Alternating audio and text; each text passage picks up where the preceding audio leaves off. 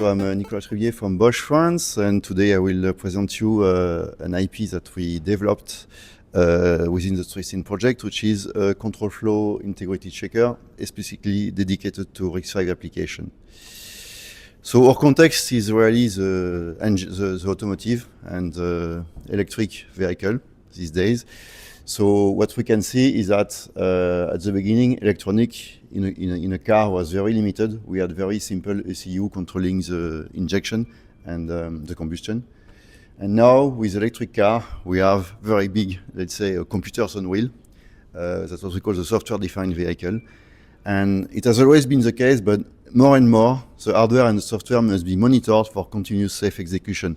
That is basically, we need to have a system that continuously monitors the health of your electronic system in your car. And for a driver, that corresponds to the dreaded symbol that you can see on your dashboard, and you don't want to see them, but you prefer to see them rather than your car not braking when you're asking to brake or just collapsing in the middle of the motorway. And all the functional safety aspect of electronics, automotive electronics design is all about this, continuous monitoring and continuous safety. So there are several ways to do it. Traditional way for computer was to monitor faults. So the faults that we are forecasting are mainly three faults. So the most common are bit flips. So we get completely showered by cosmic rays that are traversing our hands and our bodies. We don't notice them, but sometimes computer notice them. That makes the bits that store the information flip. So that means that you have numbers and constants in your software that randomly flip, and of course that can cause issues, and we need to detect that. And also, the hardware is aging. If you take an integrated circuit, here there is a micro photograph taken with an electronic microscope. You can see that we have two tracks that are able to collapse, to join together to make a short. And of course, we need to detect that the short can happen. And these are unintentional faults that happen randomly, but we have also now more and more cyber attacks against cars. Maybe you heard that people were able to start and steal car by dismantling an headlamp and just plugging their laptop into the CAN bus. And injecting malicious code allows them to start the car and steal it. So we want to be able to detect that. Even more elaborated attacks exist at industry level. For example, to force an integrated circuit to give access to a secret key. People can use electromagnetic glitching with probes and attack the circuit to make it reveal a key, so something we don't want to avoid. So to protect, again, all these faults, traditionally there were some methods. So let's say from the simplest one, which was, for example, a watchdog. So the watchdog, here you have a very simple design and simple example of a microcontroller with a CPU, a code in flash, RAM, and some peripheral. And a small block, which is called a watchdog, which is basically a peripheral that the processor has to ping regularly. And if it's not the case, if the watchdog is not pinged regularly enough in a given time window, it's completely resets the system. So this is basic security. It exists in many devices, even not automotive devices. But for more stringent safety application, like braking, like the ABS, the one that you really want to be safe, where you want to be completely monitored and that has 0% of uncovered fault, what we use is DCLS, which means dual core lock step. So basically here, what you do, you just duplicate the processor. You have one main processor and you have a shadow processor that runs delayed. And basically what you want is to completely monitor that both processors execute the same operation and behave the same way on their output. And if there is any discrepancy, you just reset the system. So here it's completely safe, but the inconvenience is that you don't know if the fault was really in the main CPU that you are trusting or in the shadow CPUs that you are using as a copy. You just know that they don't agree and you are conservative, you reset the system. So, but we are in fact, for some mitigated, let's say mitigated security system, we introduce a new approach. So basically, considering a RISC-V CPU, the trace is an open standard. That means we have access to the internal of the trace, so internal attributes of the trace, and we can leverage this to build a specific hardware that is continuously monitoring the trace of the processor, monitoring the jumps, and comparing, in fact, the the software execution graph against a reference graph, which is timed. If there is any discrepancy between the stored graph and the time and the actual graph executed by the CPU, we trigger a system reset. So it's a little bit less conservative than DCLS, but it gives more coverage than a simple watchdog. So let's take a simple example. So here you have a control application. I will try to point out with a mouse for people being remote. So maybe it's easier this way. Okay, so this is a very simple control application that goes through initialization and then loops always in 3 functions and goes to exit. And in this process, it is calling some sub-function. And the idea is that we will constantly monitor the trace of this application and check that it remains in a wanted sequence. So concretely, you can see a typical sequence in a time annotated graph. This is something that can, for example, be extracted using the tools that was presented by Yaxin TimeWaver. And on the bottom, you have a correct execution sequence that really fits the graphs that you have given above. And how we do that, basically, this is where the hardware we developed comes into picture. This is a specific hardware that takes the trace from the trace to encoder interface, extracts the wanted information, basically the calls, target and destination, and the timestamp, and sends that into some hardware.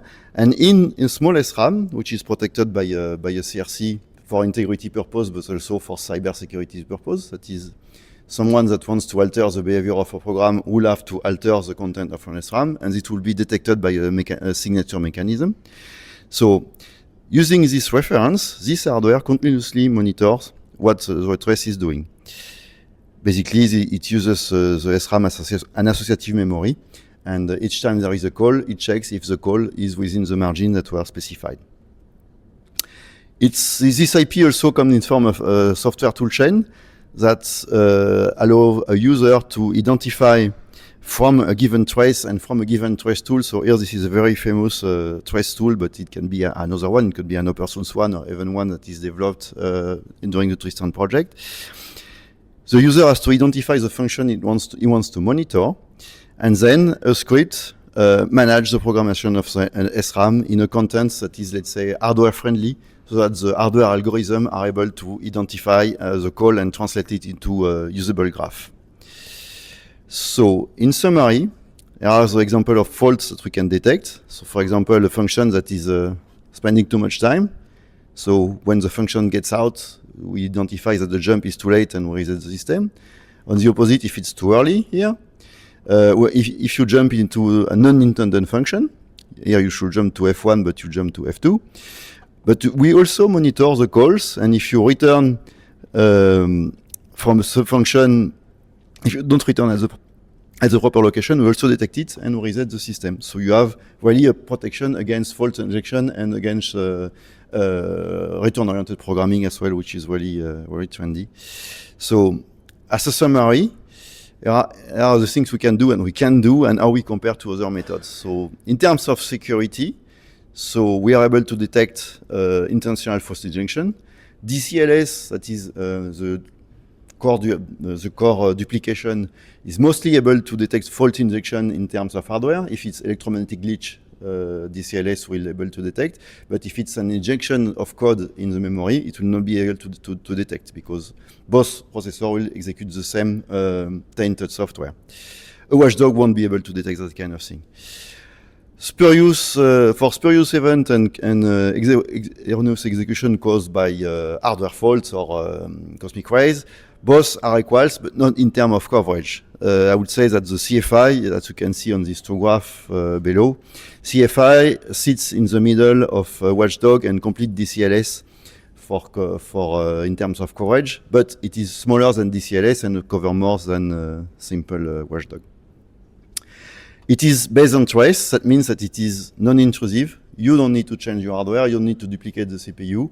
You don't need to alter your code to insert periodic pings to a watchdog and that kind of thing. So it's completely transparent to both hardware and software. But of course, it doesn't offer complete protection. It won't be able to flag arithmetic errors. let's say in your function, if you do some computation like filtering, if there is an error in your filter, and if it doesn't affect the timing execution of your function, this won't be able to detect it, while DCLS should be able to do it. So, as you have seen in this slide, there are still some manual steps, and we are working into introducing artificial intelligence to get rid of that manual step.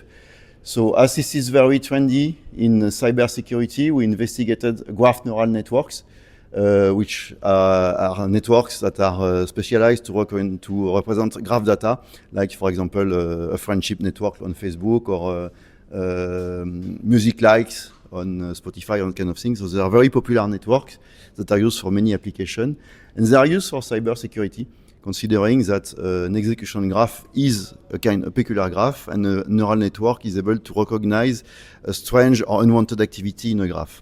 But unfortunately, the inference, that is the computation of these graphs, is very computationally intensive, and usual accelerators for CNN, like the one we have and we discussed before in the open source discussion, are not really well suited to compute this graph, because these graphs are sparse. That is, they are represented by matrices with lots of zero.